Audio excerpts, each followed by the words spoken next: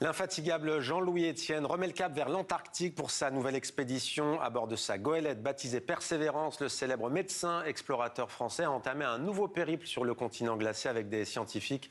Une mission au service de la protection de l'océan austral et de sa faune. Bonsoir Jean-Louis Etienne, merci beaucoup d'être avec nous. Vous avez été le premier à avoir atteint le pôle Nord géographique Bonsoir. En solitaire. C'était en 1986. Pourquoi, 40 ans après, avez-vous décidé de vous lancer dans cette nouvelle aventure humaine et scientifique ?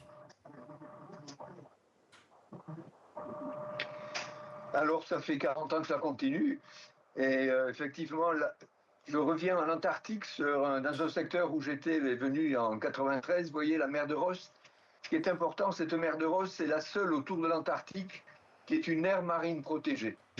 Et donc, à l'heure actuelle, la biodiversité pourrait être victime d'une surpêche au krill. Le krill, c'est un petit crustacé qui est surpêché parce qu'on en fait de la farine de poisson pour la pisciculture, on en fait des compléments alimentaires.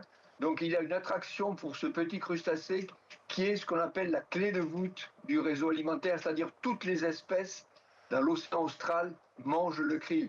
Et donc on vient là pour, je dirais, contribuer au rapport sur les 10 ans de cette aire marine protégée de la mer de Ross. Ouais. Et une petite minute, il nous reste, Jean-Louis Etienne. Je précise d'ores et déjà qu'on vous suivra sur TV5 Monde en exclusivité pendant tout votre périple. L'objectif concrètement, ça va être quoi? De ramasser des données sur cet animal?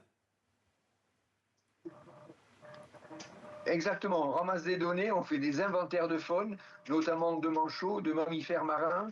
Et donc ce rapport est attendu 10 ans après que l'aire marine protégée ait été décidée. C'était en 2016, c'était Barack Obama qui l'avait négocié parce que les Chinois et les Russes n'en veulent pas. Ça fait 10 ans et on va contribuer à l'état des lieux 10 ans après que cette aire marine, que cet océan ait été, la mer de Ross ait été protégée en aire marine. Merci beaucoup Jean-Louis Etienne d'avoir été avec nous en direct sur TV5 Monde. Bonne expédition à vous et comme je le disais, on la suivra avec vous et nos téléspectateurs sur TV5 Monde.